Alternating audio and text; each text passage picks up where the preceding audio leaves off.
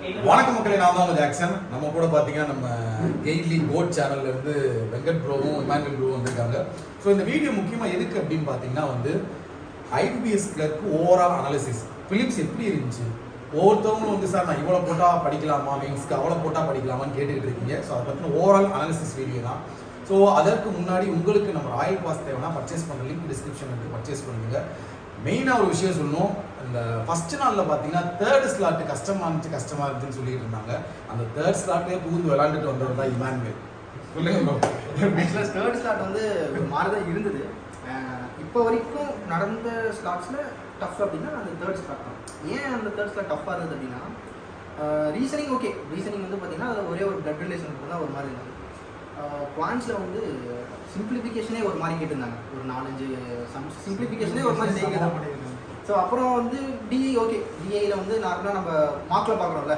So CWJ கைட்லி இந்த மார்க்கில் நான் பார்க்குறேன் அதே மாதிரியான கொஷின்ஸ் தான் கேட்டிருந்தாங்க. ஸோ அது ஒரு மாதிரி கொஞ்சம் ட்ரிக்கியாக இருந்தது. பட் அப்ளிகேஷன் சம்ஸ் ஈஸியாக இருந்தது. ஸோ அந்த டிஃபிகல்ட்டி பார்ட் ஏதோ ஒரு 5 மார்க்கு 2 மார்க்கு அதில் வச்சிருக்கனால நம்ம எப்படி என்ன நினைப்போம்னா ஓகே கிளர்க்கு தானே ஃபுல்லாக அட்டன் பண்ணிடலாம் அப்படின்னு ஒரு மைண்ட் செட்டில் தான் போவோம். பட் அங்கே ட்விஸ்ட்டாக வைக்கிறதுனா நமக்கு அது டஃப்பாக ஃபீல் பண்ணிருக்கோம். அப்புறம் இங்கிலீஷில் பார்த்தீங்கன்னா இங்கிலீஷுமே டஃப்பாக தான் கேட்டாங்க. எது டஃப்னா அந்த ரீடிங் காம்ப்ரிஹென்ஷன் பார்ட் டஃப்பாக இருந்தது. சில டைம் நமக்கு none of the above, all of the above அப்படின்ற மாதிரி ஆப்ஷன்ஸ் இங்கிலீஷில் வரதுனால அதுவுமே நமக்கு ஒரு மாதிரி ஒரு வேலை இருக்குமோ இருக்காதோ அப்படின்றதுனால தான் அந்த தேர்ட் ஸ்லாட் ஓவராலாகவே டஃப்பாக இருந்தது. ஆனால் ப்ரோ எல்லா ஸ்லாட்டையும் எடுத்து பார்த்தோம்னா ரீசனிங் எல்லாத்துலேயுமே ஈஸியாக தான், எல்லாத்துலேயும் ஈஸியாக இருந்திருக்கு. சில ஸ்லாட்டில் குவான்ஸ் கஷ்டமாக இருந்திருக்கு, சில இதில் இங்கிலீஷ் கஷ்டமாக இருந்திருக்கு. ஓகேங்களா, ஓவராலாக நீங்கள் சொல்லுங்கள் ப்ரோ. ஓவராலாக நமக்கு பொறுத்த வரைக்கும் ஈஸி டு மாடரேட் தான் எக்ஸாம் ஈஸி டு மாடரேட் தான். ஒரு ஸ்லாட் மட்டும் கொஞ்சம் ரொம்ப மாடரேட்டாக கேட்டாங்க. அது எந்த ஸ்லாட்னா ஃபர்ஸ்ட் டேல தேர்ட் ஸ்லாட், அது மட்டும் தான் மாடரேட்டு. மற்றபடி எல்லாம் கம்பேர் பண்ணி பார்க்கும்போது இங்கிலீஷ் எல்லா ஸ்லாட்லையுமே ஒரு ஸ்லாட்ல எப்படி இருந்ததுன்னா ஆப்ஷன் டபுள் ஆப்ஷன் வர மாதிரி இருந்தது. அதில் நிறைய பேர் கன்ஃபியூஸ் ஆகிட்டாங்க. இப்போ அந்த க்ளோஸ் டெஸ்ட்லாம் எல்லா பேட்ச்லையுமே மோஸ்ட்டாக ஈஸியாக இருந்திருக்கு. ஒரு ஸ்லாட்ல என்ன சொன்னாங்கன்னா அந்த க்ளோஸ் டெஸ்ட்லையுமே படிக்கும் போது கொஞ்சம் டஃப்பாக இருக்குது அப்படி ஃபீல் பண்ணி தான் சொன்னாங்க. ஓவராலாக எல்லாம் என்ன சொல்கிறது, நம்ம இங்கிலீஷாக இருக்கட்டும், குவான்ஸாக இருக்கட்டும், ரீசனிங்காக இருக்கட்டும், ஏதோ ஒரு செக்ஷனில் கொஞ்சம் போட முடியாத மாதிரி கொஞ்சம் ட்விஸ்டாக வச்சுருக்காங்க.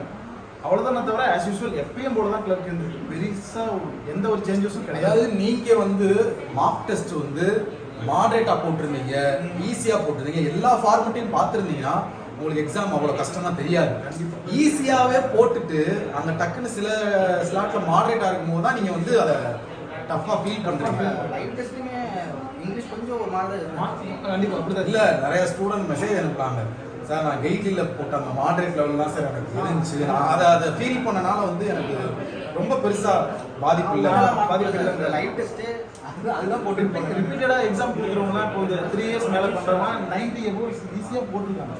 நான் உங்களுக்கு ஒரே ஒரு சின்ன ரெக்வஸ்ட் தான் வைப்பேன், யார் என்ன அட்டம் சொன்னாலும் பரவாயில்ல, நீங்கள் உங்கள் எக்ஸாமில் ஒரு 60க்கு மேலே போட்டிருக்கீங்களா, மெயின்ஸ் படிக்க ஆரம்பிச்சு. கண்டிப்பாக திடீர் பாஸ் ஆகிட்டு அப்புறமா மெயின்ஸை ஒட்டி நம்மளால படிக்க முடியாது. நமக்கு வேகன்சி வேறு அதிகமாக இருக்குது, என்ன பண்ணுவோன்னு தெரியாது. எப்படி கட்டா போப்பானே சொல்ல முடியாது. எவ்வளோ காம்படிஷன் இருக்குது, நார்மலைசேஷன்லாம் இருக்கும். கண்டிப்பாக நீங்கள் கம்மியாக போட்டிருக்கீங்கன்னு ஃபீல் பண்ணாங்க, நார்மலைசேஷன்லாம் இருக்கும். தேர்ட் ஸ்லாட்டுக்காரங்க ஒரு 50க்கு மேலே போட்டிருந்தாலே நீங்கள் மெயின்ஸ்க்கு படிக்க ஆரம்பிச்சிடலாம், என்ன படிக்க ஆரம்பிச்சிடலாம். ஸோ இதுதான் என்னோட சஜஷன். கட் ஆஃப்லாம் இப்போ ப்ரெடிக்ட் பண்ணுற மாதிரினா வரமாட்டேங்குது.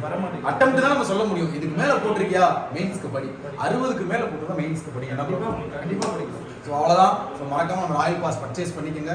அது மாதிரி கோட்டு பேட்சில் நீங்கள் ஜாயின் ஆகணும்னு நினச்சிங்கன்னா கண்டிப்பாக ஜாயின் ஆகிக்கிங்க. சிடபிள்யூஜி அப்படின்ற கூப்பன் கோட் யூஸ் பண்ணிங்கன்னா நம்ம கோட் கோர்ஸ் நீங்கள் பிகினர்ஸையும் ரிப்பீட்டர்ஸையும் சேர்ந்து எடுத்துக்கலாம். ஸோ உங்களுக்கு ஜாக்சன் வெங்கட்.